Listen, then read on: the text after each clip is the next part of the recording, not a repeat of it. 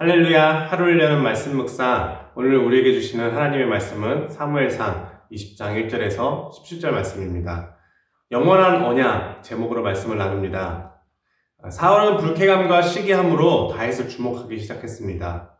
한번 삐뚤어진 이 시선은 결코 회복이 쉽지 않습니다. 자신을 위하여 아무리 수고하고 노력한다 하더라도 모든 것이 곱게 보일 수 없었죠. 사울은 사무엘로부터 왕권 박탈을 선고받은 후 계속해서 악령에 시달렸다고 표현됩니다. 성서학자들은 이를 두고 왕권 상실감과 몰락으로 인한 사울의 우울증과 다혈질, 또 잘못된 판단들로 해석됩니다. 다윗은 사울을 위한 수금을 잘 타는 치료사로 첫 소개가 되어졌습니다. 그러나 다윗은 사울을 위한 수금 연주의 자리에서도 생명의 위협을 받게 되죠. 이러한 사울의 위협 속에서도 다윗이 살아갈 수 있었던 이유는 오직 한 가지, 하나님께서 사울을 떠나 다윗과 함께 계셨기 때문입니다. 이는 다윗에게 안전이었지만 사울에게는 불안과 두려움이었습니다. 오늘 말씀은 19장에 이어서 사울의 이 숙청 계획과 본심을 공공연히 드러내는 장면들입니다. 이러한 삐뚤어진 인간의 계획 속에 하나님의 간섭하심과 섭리는 어떻게 드러날까요? 하나님은 더욱이 사울을 고립시키시고 또 다윗에게 하나님의 사람들을 붙여주십니다. 단순히 다윗을 위기로부터 모면시키고 능력 주심으로 다윗의 업적을 쌓는 것을 넘어서 다윗과 주변 인물들의 관계를 통해서 하나님의 손길을 드러내십니다. 안타깝게도 사울은 자신의 딸과 아들마저 다윗에게 마음을 뺏기고 맙니다. 한편으로는 가정마저도 등져버린 사울이 참 측은하고 불쌍합니다.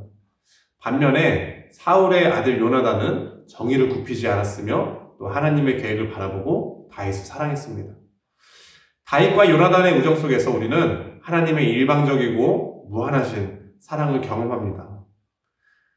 요한복음 3장 16절, 하나님이 세상을 이처럼 사랑하사 독생자를 주셨으니 이는 그를 믿는 자마다 멸망하지 않고 영생을 얻게 하려 하심이라. 예수님은 우리에게 영생을 얻게 하시기 위하여서 자신의 모든 권세와 영광을 내려놓으시고 보혈의 언약을 맺으셨습니다. 오늘을 살아가는 우리의 삶은 피값의 생명이며 언약의 생명입니다.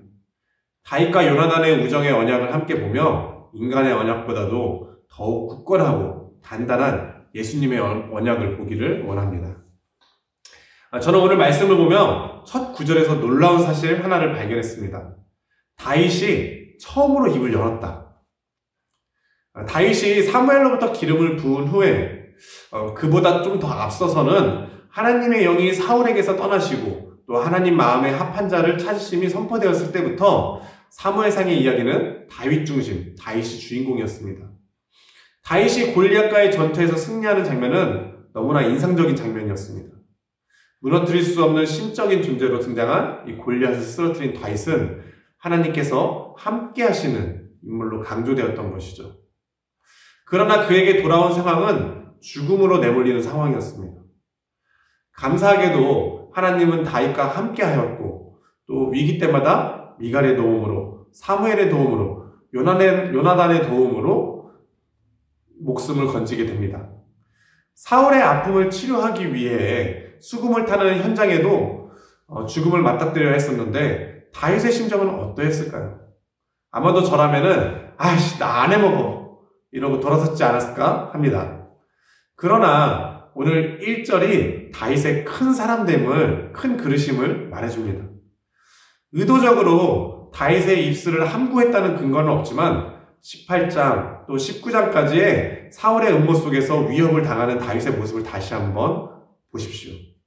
사울이 악한 계략으로 사위를 삼으려는 제안에 정중한 사정상의 그런 거절을 제외하고는 단 한 번도 불평을 하거나 불만을 토로하거나 억울함을 호소하지 않습니다. 아예 다윗의 대사가 나오지를 않습니다. 다윗은 전쟁에 내몰라 죽이려는 계획, 또 모든 신하들에게 살해 명령을 내렸을 때, 수금을 타다 죽음의 위기를 넘겼을 때, 집으로 피신하고도 죽게 되었을 때, 이 긴 시간 동안 기록되지 않은 위기는 또 얼마나 더 많았을까요? 그러나 그 모든 위기 가운데도 다윗이 말하는 장면이 전혀 나오지 않습니다.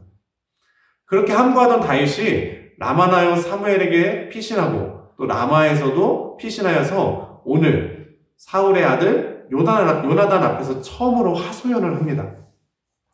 다윗은 대적 같은 사울이 괴로워하는 상황을 진심으로 측은히 불쌍히 여겼고 또 의심하지 않기 위해서 수없이 노력하였던 것이라 생각이 됩니다. 우리는 우리의 능력으로 보복할 수 있습니다. 또 우리의 능력으로 잘잘못을 따져 물을 수도 있습니다. 어려움 당함도 회피할 수도 있고요. 또 좋은 길을 선택할 수 있습니다. 그러나 다윗은 그러지 않았습니다. 있는 자리에서 꿋꿋이 자신의 소임을 감내하며 하나님의 일하심을 구했습니다.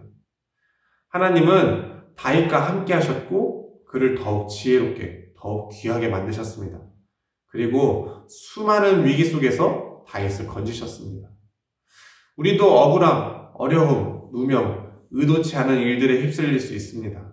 그러나 우리가 붙잡아야 할 것은 오직 모든 것을 아시고 또 능력 행하실 수 있는 하나님이십니다.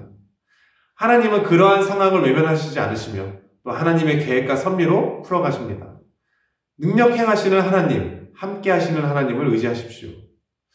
하나님의 마음에 합한 자, 하나님께 붙들린 사람 다윗에게 하나님은 귀한 사람들을 붙여주셨습니다. 그들은 모두 하나같이 사울의 사람들이었습니다. 처음 사울을 지목했던 사무엘, 또 사울의 딸 미갈, 사울의 아들 요나단, 누구보다도 사울의 측근들이며 가족입니다. 사울의 입장에서는 너무나 슬픈 일이고 불쌍한 일입니다.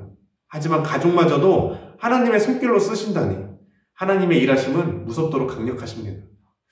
요나단이 처음 다윗을 자기 생명같이 사랑하여 더불어 언약을 맺을 때를 한번 연상해 보십시오. 자기가 입었던 겉옷을 벗어서 다윗에게 주었고 또 자기의 군복과 칼과 활과 띠도 그리하였습니다. 이 옷은 신분을 상징합니다. 군복과 칼과 활과 띠는 능력을 상징합니다. 자신의 모든 것을 내어주는 요나단. 오늘 계속해서 모든 언약을 주도하는 요나단은 자신의 모든 권위를 포기하고 하나님 앞에 다윗과 영원한 언약을 맺습니다. 다윗의 집안이 부유했을 것이다 라는 주석들의 의견에도 불구하고 사실 다윗은 사울의 무시함처럼 이세해야 될 천한 신분이며 감히 왕가와 결혼을 어려워할 만큼 보잘것없는 존재입니다. 왕자와 비유한다면 거지라 해도 크게 틀리지 않습니다. 그런데 이 왕자 요나단은 다윗을 인정합니다. 하나님의 사람으로 인정하는 것입니다. 단순한 인정이 아니라 자신의 목숨도 내어 걸고 자신의 모든 신분도 내어 걸고 다윗을 사랑하며 다윗과 언약을 합니다. 저는 요나단의 모습 속에서 예수님을 발견합니다. 우리를 향한 하나님의 사랑, 목숨까지 내어주시기까지 우리를 사랑하신 예수님의 사랑. 우리가 죄인 되었을 때 우리를 불쌍히 여기시고 또 우리를 내버려 두지 않으시고 우리를 위하여 십자가를 지시고 보혈로 우리를 덮으셨습니다. 우리의 신분이 무엇입니까? 우리는 예수님으로 말미암아 의롭다 여김을 받으며 또 하나님의 자녀된 신분을 받았습니다. 예수님이 그래야 할 의무가 있나요? 예수님은 하늘의 모든 것을 내려놓으시고 우리에게 오셨습니다. 다윗과 요나단, 인간의 우정 언약도 서로의 생명을 살리며 자손과 자손 사이에서도 이어져 후에 다윗이 요나단의 아들 무비보셋을 거두어 드립니다. 하물며 하나님이 주도하시고 하나님이 세우신 예수님의 보혈의 언약은 어떨까요? 예수님은 우리에게 영원히 영생을 약속하셨습니다. 우리가 이 영원한 언약을 보답할 일은 오직 하나님께 감사하며 영광 돌리는 일, 다윗과 같이 하나님 마음에 합한 자로 살아가는 것뿐입니다. 다윗과 요나단이 언약을 신뢰하며 서로의 생명을 지켰듯이 요나단이 다윗과 언약을 지켰듯이 예수님의 언약을 굳게 붙드십시오. 요한복음 3장 20절에서 21절 악을 행하는 자마다 빛을 미워하여 빛으로 오지 아니하나니 이는 그 행위가 드러날까 하며 진리를 따르는 자는 빛으로 오나니 이는 그 행위가 하나님 안에서 행한 것임을 나타내려 함이라 하시니라. 오늘 하루 빛으로 나아가는 삶, 또 우리의 행위가 하나님을 나타내는 영광의 삶 되시기를 축복합니다. 아멘.